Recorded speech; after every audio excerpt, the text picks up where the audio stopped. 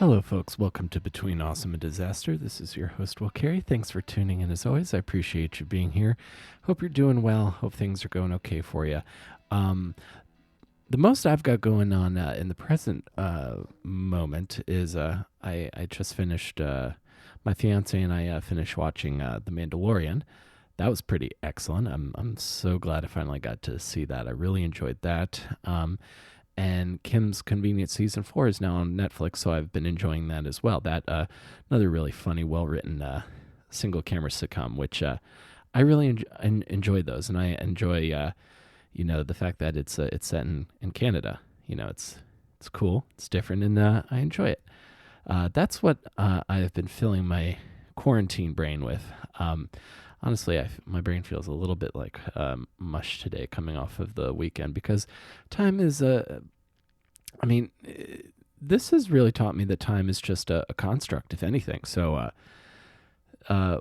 whenever you're listening to this, I'm just glad that you're here, and I hope you're doing well, and I appreciate that you're filling your time with me. So on the show today, on the show today, my guest is a comedian and a podcaster, Jake Young. Jake is a friend of mine from when I first moved to New York City. He's originally from the D.C. area, so he knows a lot of the same people that I started with in the D.C. Baltimore area. And I met him when I first got to New York City and started doing mics at the Creek in the Cave. And we sat down. Now, when I say sat down, we actually did sit down. This was recorded a few weeks ago prior to the COVID-19 outbreak. So this is the last podcast I got to do. I think actually this might have been the last podcast I did in person before we had to go to remote. So you will hear me and Jake in the studio together chopping it up about comedy and podcasting. And it took a while to release because the fire alarm went off while we were recording and had to edit around that. So that's what you're going to hear today. And I hope you guys enjoy this. And if you know someone who you think would enjoy listening to this podcast as well, or someone that needs to fill in a lot of time, I've got over 140 episodes now at this point. Wow. They just kind of go one after another. There's a lot of, I've had some really excellent conversations with comedians, musicians, actors that I'm really proud of. So thank you guys again for being here. And let's go to my chat with comedian and podcaster, Jake Young.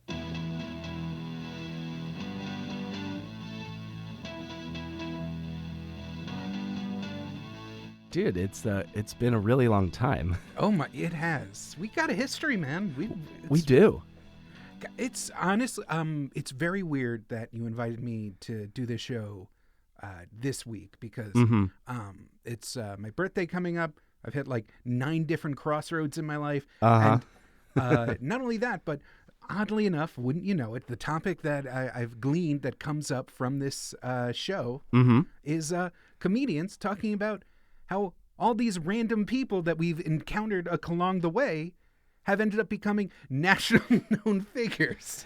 That is a big part of it, yeah. Because it's crazy to me to think that like people that I've done open mics with are now getting attacked on Twitter by the president. People that I've done open mics with are like national headliners, the thing we were all trying to figure out how to do at one point, right? Before we learned how splintered the entertainment business is, and we found our own things. And then like we've lost people along the way, and like there's some people that are still there. And I'm just about to hit my like grumpy old man, oh, you kids don't know what it was like for us stage, you know? So the question is comedy that special? Is the fact that it's so profoundly based on not just writing, but performance, and then just literal, like, ye old mesmeric animal ergon energy. The fact that so many compelling people and so many kind of noteworthy people kind of come across our lives? Or is it, if we were punk nerds and we just ended up being in shitty bands like our local scene?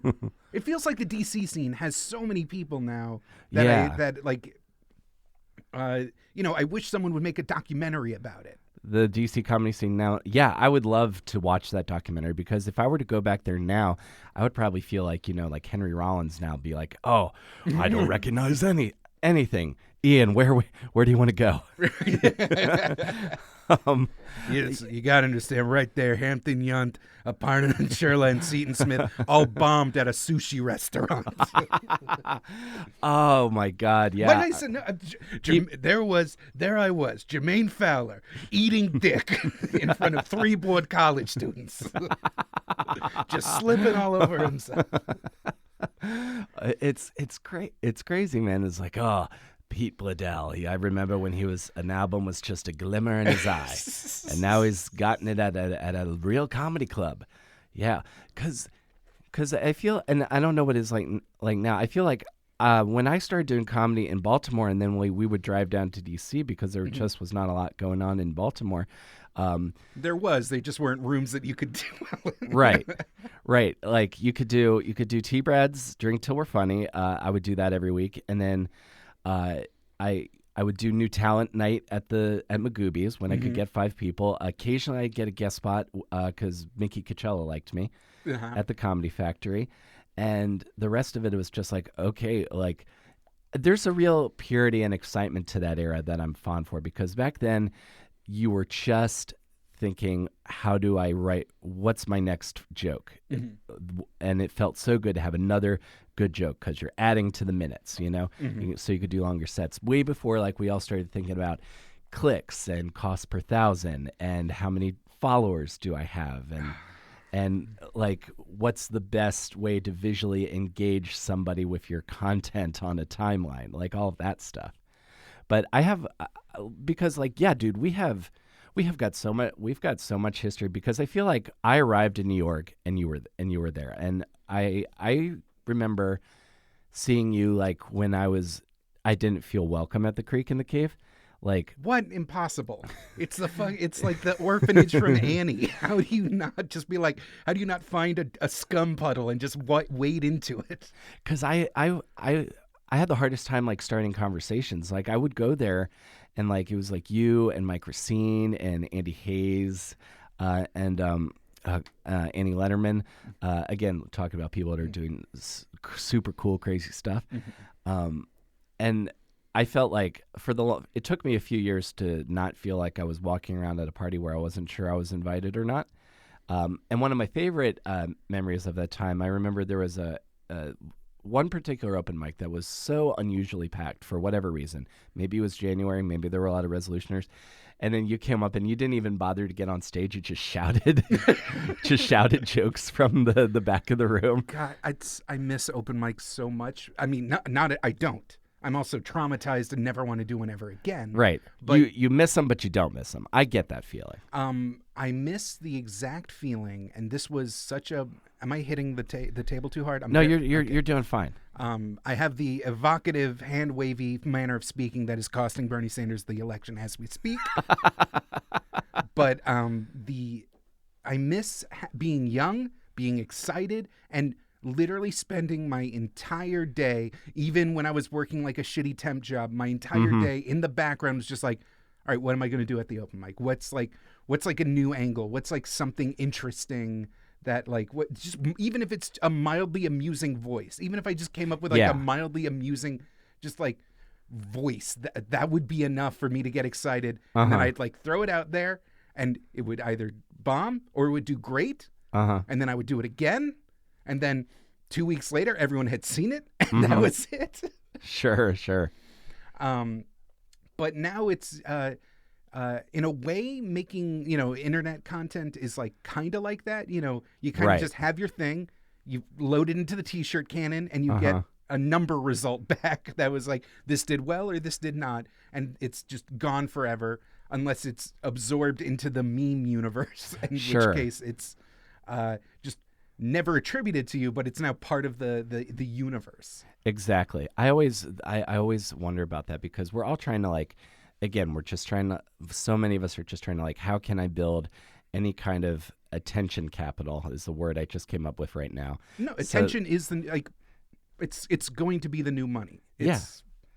because that's how you'll get the next tour sold out, or you'll get the next spot at the club.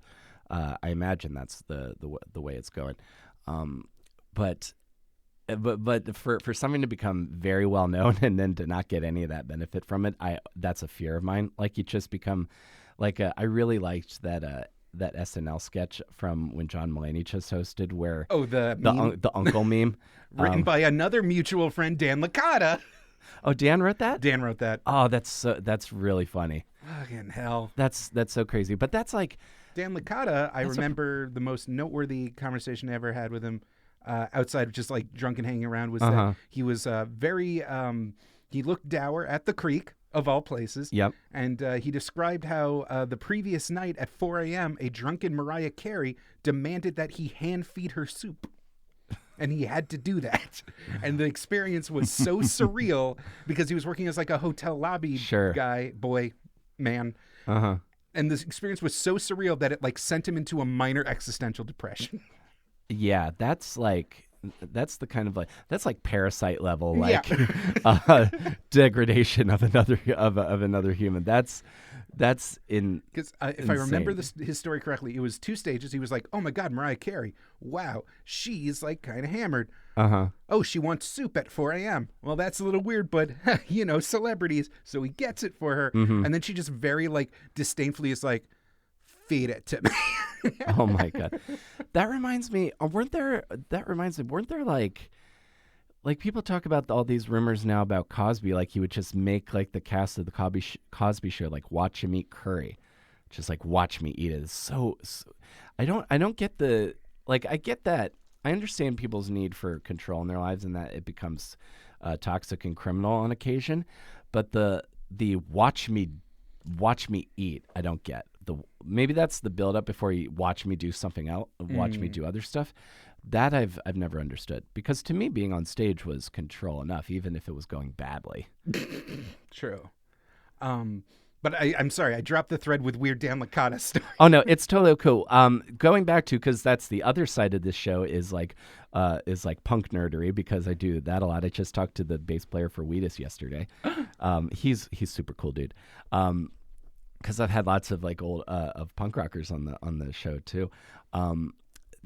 Just talking about like the scene, man. Yeah. Like and realizing that the other thing I'm trying to be aware of in my old age, because you and I think we both have the template for what happens to punks at a certain point. Like you and I are either are a couple years away and a midlife crisis away from becoming either tattoo artists, getting really into working on motorcycles, or starting a brewery. I think those are some of the career paths. That's very hopeful. I'm pretty sure I'm just going to be one of those guys who failed. Thank you. Hey, what's that guy's deal? Oh, that's Jake. He failed. I don't think you failed, man, because I remember, and I want to trace this all the way back, because we kind of come from the same place comedically. I remember like being out of work, being really depressed, having a lot of like stress and like not knowing what the thing was going to be and trying to find like the thing I could latch onto. And I remember like I was reaching out to you like, how do I apply to college to jobs at College Humor? What do I do? And you were very nice and be like, well, this is kind of what you can do. This is what it's a click monster. That's the focus. And you're always like very open about that stuff, because like and you had a podcast and you had a Nerd of Mouth, which I listened to, and like you were making I'd always felt like you were making moves. You're around people making moves. I aspired to be making moves like you, man. It was so it's the comedy dream is to hit it big and bring all your friends along. Sure. And I was at a certain point, I kind of realized I think I might just be one of the friends that gets brought along, maybe. It was Eli Sayers, oddly enough, ran a show out of DC he poured his heart and soul into that thing. Mm-hmm. And one day he just brought a bunch of New York comedians in, Matt Morano, Mm-hmm. Mike Lawrence, and Sean O'Connor, I want to say. Uh-huh. And I was on the lineup too, and we just like hung out afterwards, and like I just moved to New York, and I just that bare thread of like, oh hey, how's it going? From there, I just like made just talked to more people, and but like Nerd of Mouth happened because Mike Drucker had to stop doing podcasts because his writing career was going too well, and Mike Lawrence is like, hey, you are also squat and have opinions about Green Lantern. My friend Marcus Parks is doing this podcast thing. Come along for that, and we did that for years straight, week after week after week. Barely made waves. Like it was fun to do, obviously, because it was literally just hanging out with Mike and Marcus and talking about the things we were just going to talk about anyway. Yeah. But in terms of like raw numbers, there has to be like 3,000 people on Earth that even know that podcast name. Right. And once in a while, someone will be like, "Oh my God, I was a huge Nerd of Mouth fan." I'll be like, "Miracle Child, who are you?" Right. And the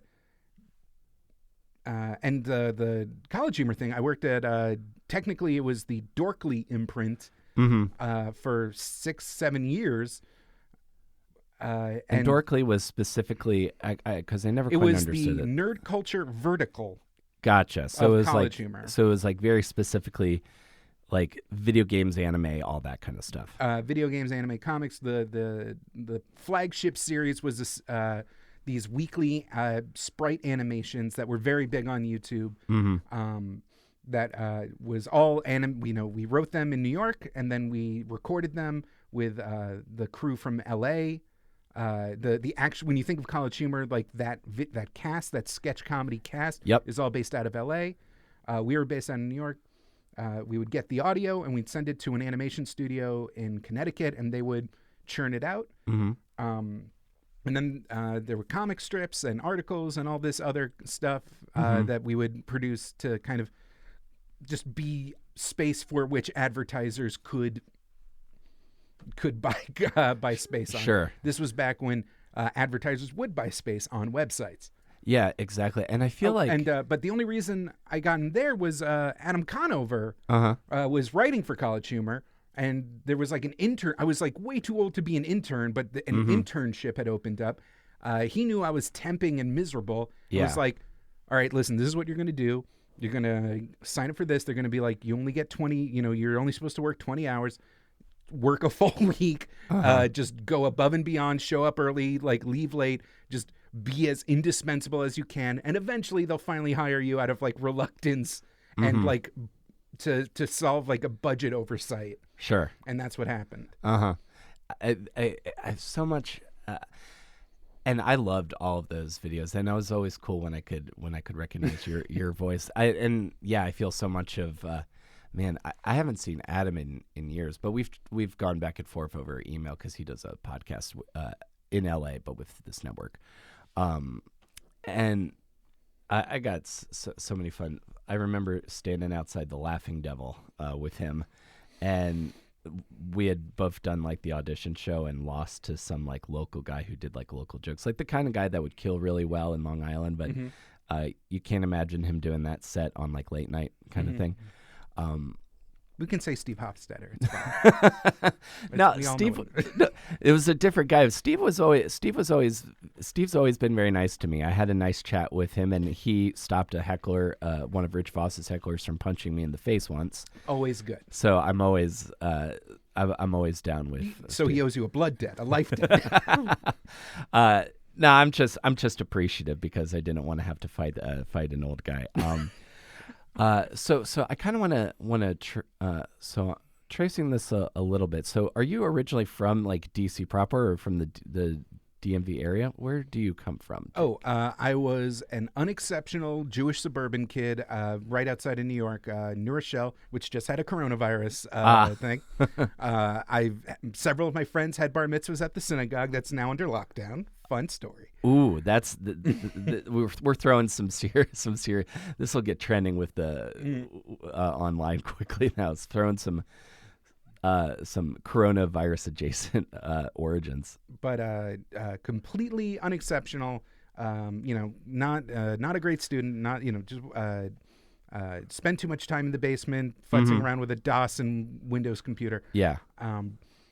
And the one thing my parents did, though, is they took me out to the Catskills, or for family like vacations. You take a long weekend, and if you're aware, it was like these old timey resort hotels that were a couple hours outside of New York City, out in the mountains. That it was essentially like back when Legionnaire's disease and whooping cough and all these just urban diseases were so prevalent and would attack so suddenly that like the idea was you have to get out of the city like as often as you can.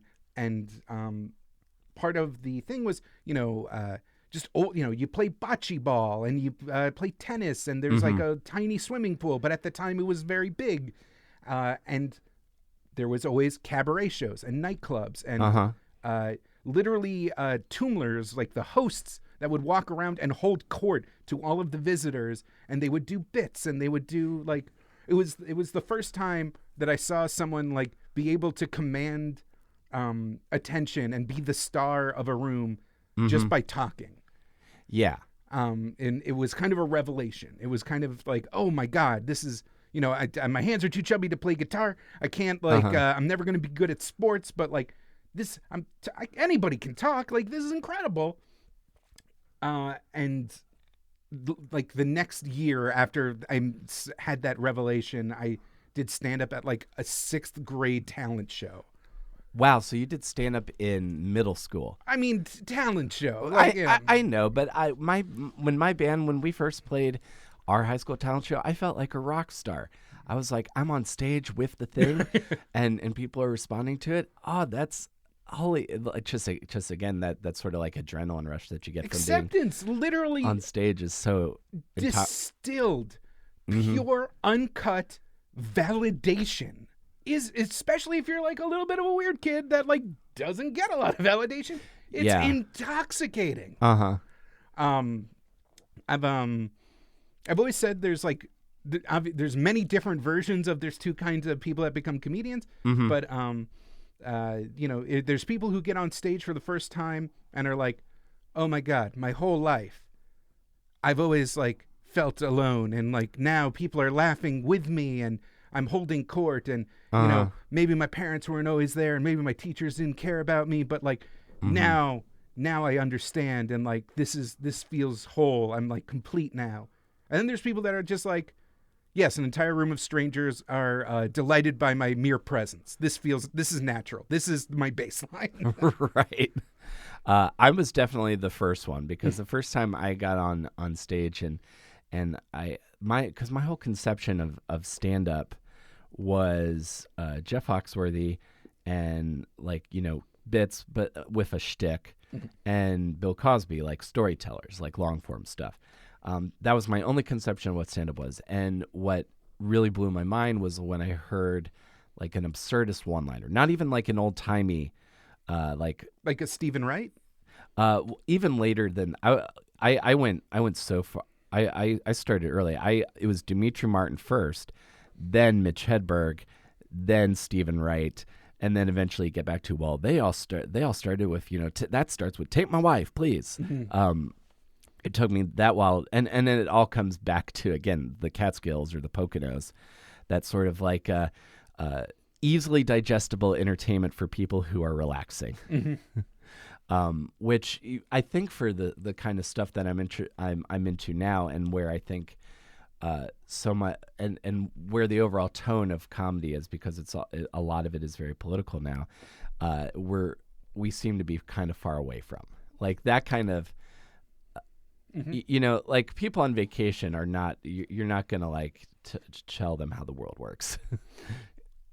I don't think. Maybe I'm wrong. True, but I've been thinking there's some. It's God, I feel, you know what? Okay, I swear I've been on stage in recent memory. My podcast just Uh-huh. did a tour of New York, LA, and the Midwest. I've Cool. been on stage. I have been amusing in front of strangers with the added bone, but I haven't had to have that like uphill battle of like winning over a crowd that like does not know who you are and are kind of hostile that a stranger is even demanding their attention. Right. It's been years since I've actually had to fight that battle. I'm terrified of it at this point. But you know, it's stand up is it's all I've all right. I don't know how this is going to come out, but I'm just going to say these words. Absolutely. Do it. That's what I'm here for. Stand up is friendship stripping. It is. Yeah. It is the same way that stripping is just like this weird pantomime of intimacy.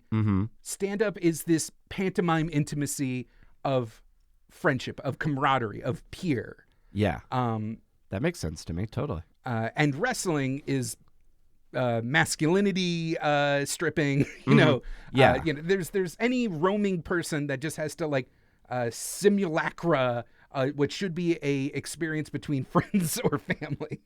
Yeah, it's sort of like, and the same way I feel like podcasting especially is like companionship. It's like companionship ASMR, like because I feel like because it's a solitary activity, but you're listening to other people talk, or you're listening to someone tell you about a crime that happened. I got my finger on the pulse of the industry. That makes complete sense to me. In that moment, you are affecting the pure distillation of human companionship. And with stand-up, well, just like you said, we're making each other laugh. We are relating to what we are talking about. The same way at a strip club, there's the show of I'm interested in you. I'm beautiful and I'm interested in you. And there. That's completely the same. It's all entertainment for a lonely world. So step 2 of that formula is it used to be the only way to ensure that you would be able to convincingly pull off the friend dance was by honing in on the universal. Yes. You know, airline food, my nagging mother-in-law, the kids today, you know, all these things that just if given a random sampling of drunk people in a nightclub, you know, at least they share these things and you'll feel a kinship, you'll feel that peer energy. But now we live in a world where you can micro target and you can build kind of an audience that is specifically would be your friend. Basically. And so the political thing is, you know, just hearing someone say a worldview that you don't have, that you can't, you know, you're in an office all day. You're, you know, at a family dinner. You're at you're a couple's dinner party or something. You can't hear like the kind of stuff Michelle Wolf talks about. You can't hear the kind of things that, you know, the political opinions that are burning a hole in your brain and you can't talk about in polite company. But all of a sudden you go to Littlefield and someone goes on like an anti-Trump rant or just talks about the inherent misogyny of sporting goods stores. I don't know. That was a real bad pull. There's actually lots of legitimate criticism. Our society is fundamentally broken and we like to think that we're making progress, but then like deep down it's still just like pasting over the cracks on the walls. But it's just as cathartic to hear that. That's I had never thought about it like that. That makes perfect sense because if you're like if you're the kind of, or if you're on the opposite end of the spectrum, you're hearing, you know, Nick DiPaolo talk about how college students are all babies. Because when you say that out loud, your daughter threatens to leave the house forever. Right. Yeah. No. That I had honestly, because people always paint it as, oh, you're just preaching to the converted, but there is value in that. That's a very interesting way of looking at it that I would not have had if we had not had this conversation. So when you are growing up, you've learned what comedy is through watching charismatic people hold court in the mountains. Mm-hmm. So this is kind of a revelation to you. So you do stand up in middle school. And the path is set that early? No, I do it like once or twice. Mm-hmm. And I'm just like, and I end up just becoming like a class clown, and like there I found an identity. I'm no longer the slow kid, no longer the fat kid. I'm the funny kid, and thank God I have a thing. Yeah.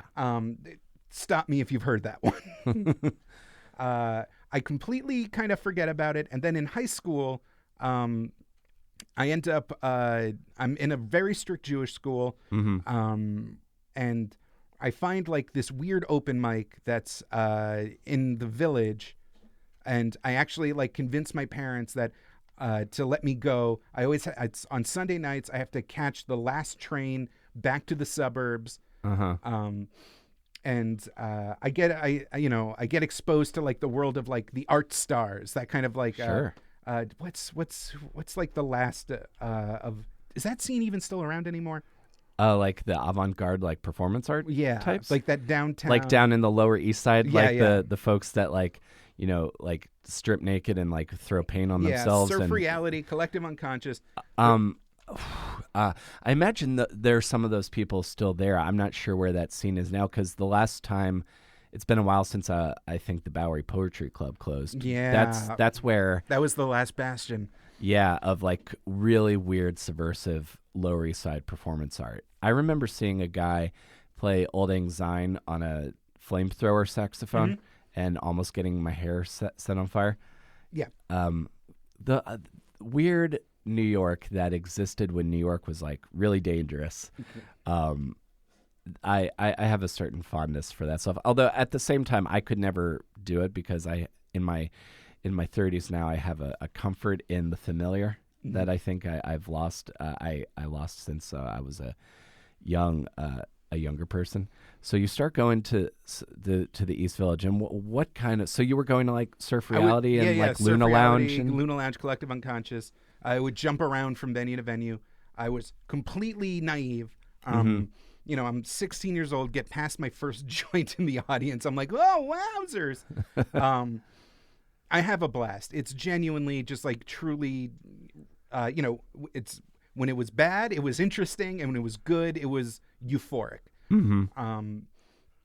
I end up like working it into my college essay because like it was the only thing interesting about me. Sure. And I end up going to college, and I end up kind of forgetting about stand-up. And where'd you go to school? GW, but I shouldn't have gone. So that's how you get to DC. That's how I got to DC. Okay. Oddly enough, do you remember Chris Berlick? Yes. Chris Berlick, very kind man, now runs a novelty T-shirt company. I met him at GW. I was like horrifically depressed. I was like gonna drop out, and I don't know how I first ran into him, but he was like, it was Anime Club. Okay. I found the college anime club, found like a circle of friends, found like even new, interesting, another creative scene to just supplant myself into. And Chris Berlick was like a grad student and was like, hey, I'm doing an open mic at Dr. Dreamo's Tap House in Virginia. Come on over. And I discover the comedy scene in DC. I make even more friends, and I stay in DC after I graduate, and I'm just like, I'm doing comedy. Okay. And then after a couple of years there, moved to New York. Then I get hired a couple of years doing stand-up, get hired at College Humor. A couple of years there, start a new podcast with Marcus Parks and Holden McNeely, and it does way better than Nerd of Mouth. I get let go of College Humor, but the podcast is still going strong. The entire network got signed an exclusivity deal with Spotify, and now I'm paying my bills with Wizard and the Bruiser, a weekly dive into nerd history. And that's That this makes and starting there, that makes total sense. Do you have somewhere to be? That was a very thorough summation. I just felt like I was like doing too much biography stuff when like I should accomplish something before I start getting that into it. Oh well, we're totally well. So Anime Club to me, like it took me a while to come around to really indulging my interest in anime specifically. Mind if I pop this shirt off? Yeah, no problem, dude. Cool. I'll just keep talking because my my interest in because I've come to it later. I'm just finding like the newest shows, like all the stuff that like I guess real anime people think is lame, like Sword Art Online. I love it so much, and I know that the Twitter thinks I'm a gay 12-year-old for liking it, but to be fair, they mean it in the classic schoolyard sense that just it means weird, weak, and bad.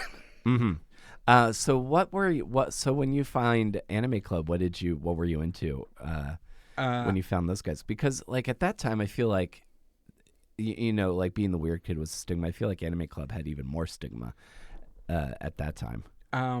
It's basically GW was the place to go for like future foreign relations majors. Okay. You know, the best and brightest and the most power hungry people, the kind of people currently wearing lanyards and making very important decisions about Libya went to GW, and I just did not fit in at all. What were you studying? I was studying psychology, which was a terrible idea because I was currently going through a depression and the worst. And it was like trying to become a doctor exclusively for studying on WebMD. Just everything I learned about it, be like, oh, that's my problem. I haven't reached Erickson's 4th stage of development yet. Like, it was awful. I eventually, and then one day I was just out aimlessly wandering around, and it was a student group event day where everybody gets to just draw chalk murals of what their club is about to try and attract people. And the Anime Club one fucking kicked ass because there were a bunch of illustrators and artists and cosplayers and very creative people. And I was like, oh my God, I didn't know this was a thing. And I finally found like my people after like flailing my way through the frat scene, flailing my way through every other grouping of social clique that I could. I was just like, oh, you guys just hang out, watch cartoons, and like make jokes and build funny costumes? Like, this is fantastic. This is wonderful. Yeah, that's why I fit in with the theater people so easily. In high school, that was my moment where I was like, oh, okay. Because, you know, growing up in like rural Maryland amongst like people who love to hunt, people who like love sports, which was not me. Finding like your tribe. You guys want your body to do something, and then it does it? I know. Bad. What a concept. Weird. You mean you can run 100 yards and not need to lie down for 3 minutes afterwards?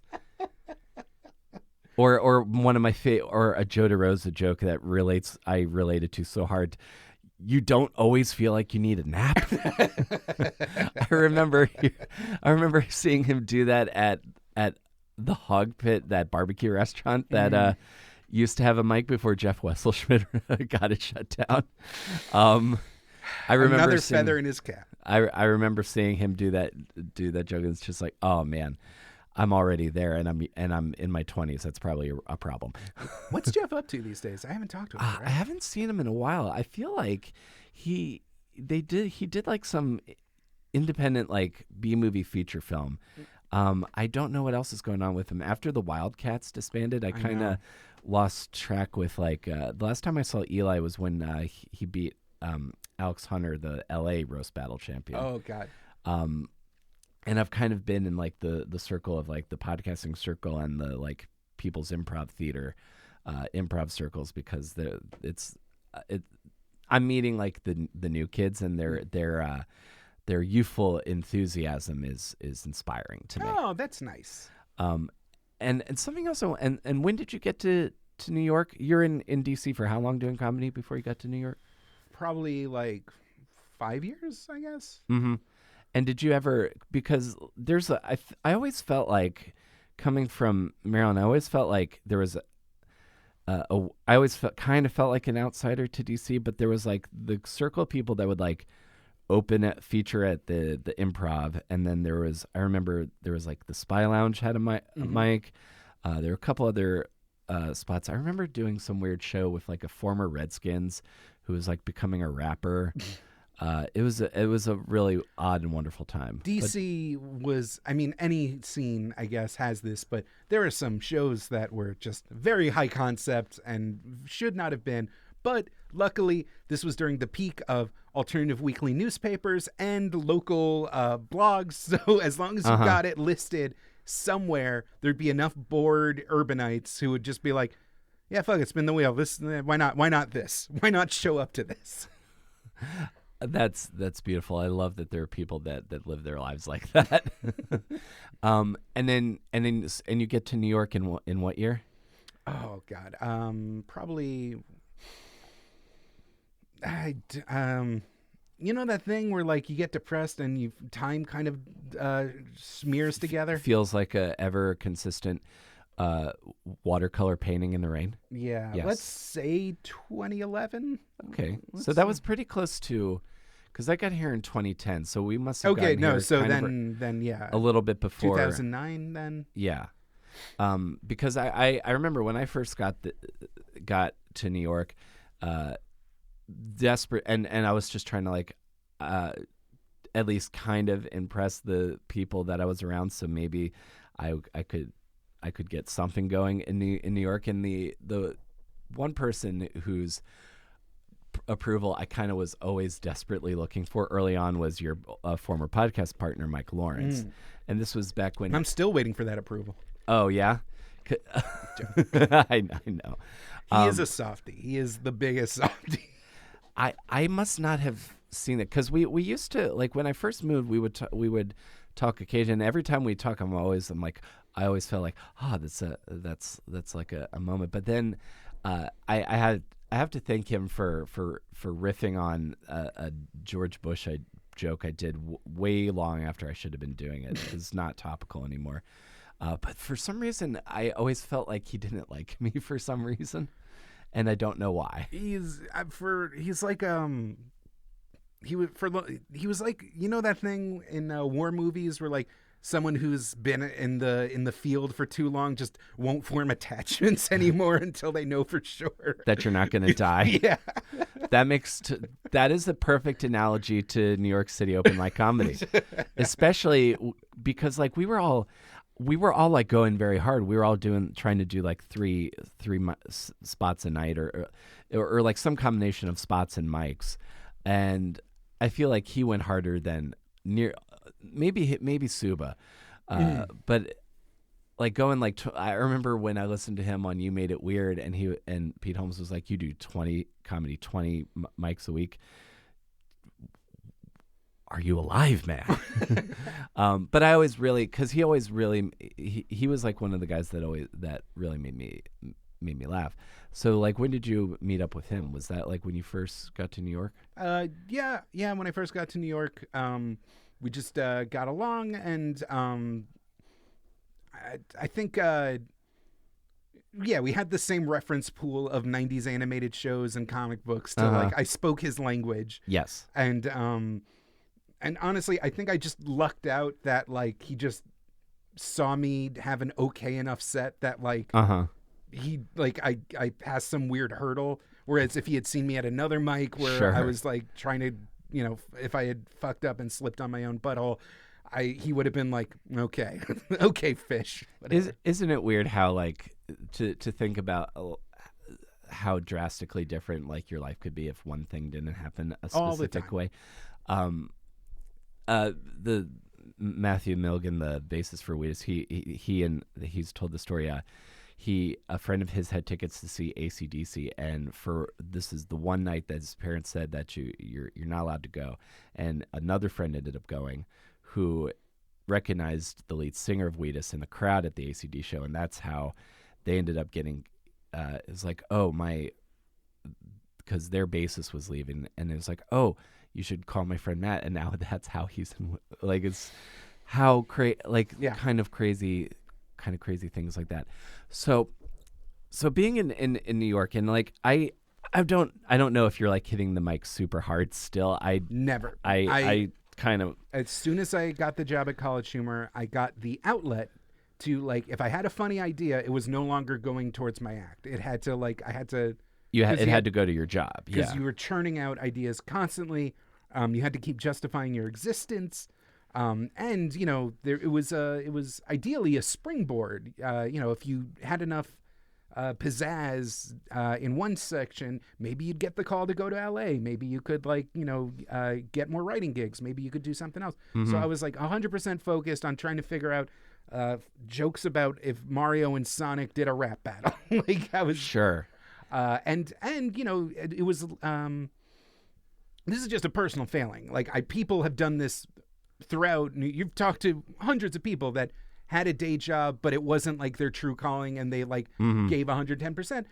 I'd stay a little bit later than I should. I get home at like 7:45, and I'm just like, all right, time to like watch the Daily Show. You know, time to just like be a person. So Which I do think is important too. And especially I think for I do think there's a certain diminishing returns to like doing 3 to 4 open mics a night. I think it's important early on, but I do think at least this is what happened for me. I'm curious about if a comedian literally consumes the experience of being alive and shits out jokes, and if you're not taking in life, you have nothing to talk about. Yeah. Otherwise, you just end up like kind of Ouroboros saying stuff, and it just becomes like stuff that, you know, other comedians will laugh at, and it like stops being. Yeah, you become a snake eating its own tail. I'm curious. Your audience knows what an Ouroboros is. I don't know if I know what an Ouroboros is. It's a snake eating its own tail. That's what it's called. Oh, another thing I would not know if we did not have this conversation. So I'm curious about College Humor specifically, because the way you kind of described it is the way I've heard people talk about other famous sketch television shows as being this kind of like very not I'm not going to say cutthroat, but like very competitive, quick moving. Like there's little time to luxuriate on the idea compared to you just kind of got to have the idea and formulate it quickly. Is like what was your schedule like at College Humor? So you start as an intern, you get hired, and then what's the like volume of funny ideas you're expected to have?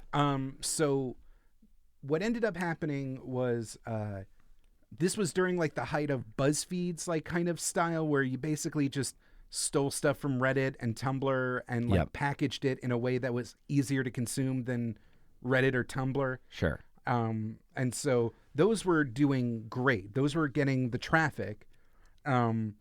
Original stuff like comics and articles took a little bit longer, and when they hit very well. But I had like minimum content quotas, and so I had to like churn out a bunch of like quick little galleries, a bunch of quick little like newsy kind of things. That's just like, hey, this thing that we know you're already searching for anyway. A new thing just happened. Click this and give us clicks. And then like once that was done, it was time to work on your own stuff. And so I would post articles. I would open up Photoshop, do like little JPEG gags. Something was like past versus present. And I would just like take some, season 1 of Game of Thrones versus season 8, and just have little one-liner jokes in there. What if the 2016 presidential candidates had their own Pokemon team? Like, again, these are like just things that people would click on because they would just out of curiosity. Because you're like, I like Pokemon. I want to see where you go with this idea. Okay. And then there'd be like weekly pitch meetings where you had to have ideas for articles, and weirdly enough, the thing that was like most important, or the thing that had the most visibility, was like the afterthought. I would have to like stay late and write scripts for comic strips, and stay late and write scripts for animations. even the live action video thing I created with Tony Wilson, who's an incredible video producer and humorist in his own right. This like shitty puppet character that was like kind of a take on the emerging shittiness of nerds. It was kind of like we were running into an issue that nerds were getting shittier. Yep. And the idea was like, well, if through this character we can kind of like acknowledge that side of it and make the kind of like weird like insider 4chan-y kind of create this thing where we're like this is not a good character, but like he's one of you. Right. And so we can have a thing where, he can talk about boob animations in video games, or talk about just whatever the controversy du jour was, and from a character perspective, that meant that it was easier to write for. I could just like literally work a puppet and because I thought that would be more visually interesting than just a chunky beardo who was balding and like there's already a lot of that. I'm curious, what do you think was the tipping point for when nerds stopped being these like underdogs that you cheer for and turned into this like toxic, angry kind of archetype that is well known now, I think, if you're online? When did that happen? It was always bubbling underneath the surface, and throughout history. It just like took place on message boards. It took place on anonymous boards. It took place in like on the floor of conventions and on panels at conventions. There was always this like kind of out the sneering kind of thing. Gamergate was this internet-wide phenomenon that happened when specifically the crux of the event was a independent video game developer had a messy breakup with her boyfriend, and her boyfriend literally crafted like a story about how she was cheating on him with all these insider video game journalist people. And there's a whole paper trail of how he like shopped the story around and would submit it to like private message boards and like try and get it, to be perfectly crafted to make her look bad, and how it was just this very like messy personal story that was being weaponized to kind of just hurt this woman in the most way possible. Yeah. It was then and it was posted to Reddit, and the gaming Reddit mods took it down because it was this weird messy personal story. Yeah. And this got people going because this was censorship. This was censorship on behalf of video game publishers or video game industry people. And it created this weird reverb effect where the more people were like, no, please, like, we're not going to talk about this. This is like disgusting. And like, also we checked half these facts and this guy is clearly just like making up stuff to make his girlfriend sound shitty. Yeah. But then it was more censorship. And then it was like, and another thing, video game websites don't talk about the games I like anymore. And like, and another thing, video games have too many broads. Obviously, that's the general tone of what's coming from out of the mouths of the internet. To explode that, though, what happened, the real crux of it is that, I can't believe I'm still talking about this. This is something that we actually had to navigate working at Dorkly. It was like we'd have long conversations and try and thread the needle to like avoid validating these things. But video games, especially, and nerd culture more broadly, were marketed to boys. Yeah. It was literally at some point someone at Nintendo, or no, actually we did an episode on this. If you listen to our Sonic the Hedgehog episode, Sega of America marketing, in an attempt to differentiate themselves from Nintendo, pushed hard on the idea of video games as a edgy, male, defiant pastime. And then that was latched onto by PlayStation of America with because their big thing was on the PlayStation. They had a lot of uncensored games, a lot more adult games, and more video games were like considered an identity for outsider men. Yeah. And as video games then became popular, and as mass media tried to like make it more friendly and smooth out the rough edges, that was met with like erasure and like feelings of offense and feelings of falsity. And then if we explode this even further, capitalism has become increasingly alienating. You can't get normal wages. Everyone's mad, and everyone just wants to blame something that they can at least point their finger at why they feel separate and broke and sad all the time. Yep, that makes perfect sense Why did to me. you edit this out? Edit out this entire thing. Here's the thing, though. I rambled, but I didn't do a good job explaining it. So I mean, you understood my my question got answered. Gamergate. I was like, yeah, that sounds about right to me. So you're at someone's going to listen to this, and I'm going to get put on a list, and that's going to be the end of me. Well, if I could bring some, no, I'm kidding. I'm kidding. No, I feel like this. We've been having a pretty great conversation. Like we've reminisced on our time in the trenches. We've formulated our plans for when everything goes to shit and we've got to go get trades. Thank you for having me. This was it was great to get to see you again, and I'm glad you're doing well. Oh, can we have like couples dinner party shenanigans? What's that? You know, like, because we're in our 30s and like have trouble maintaining friendships, so we just like make it a couples thing, so it's like more adult and like human. Yeah, if you want to get dinner with me and my fiance, we could totally do that. Oh my God, let's do it. Awesome. So we're gonna go set that up, and I'll talk to you guys next week. I'm gonna order the third least expensive wine.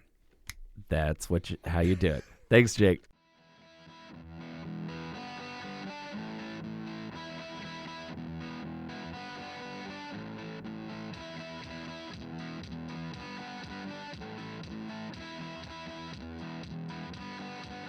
It's odd listening to that now, knowing that was one of my last in-person interviews before COVID-19 started. But Jake is an old friend. I'm glad he's doing well. If you guys want to check out his podcast, Wizard and the Bruiser, it is available exclusively on Spotify as part of the Last Podcast Network. So again, you can get Wizard and the Bruiser directly on Spotify exclusively. So you can check it out there. You can also check Between Awesome and Disaster out on Spotify, as well as everywhere else you get your podcasts. You can follow me on Twitter at Comic Will Carey. Keep updated on episodes I'll be releasing and thoughts I have during the quarantine. And also want to give a shout out to my supporter on Patreon at the awesome producer level, Merritt Mooney. Thank you so much for your support. I sincerely appreciate it. And you can go to patreon.com/awesomedisaster. Check out some of the other things that I've got going on over there. Stay safe, everybody. I hope you're doing well. And I will see you guys next time between Awesome and Disaster. Take care, everybody.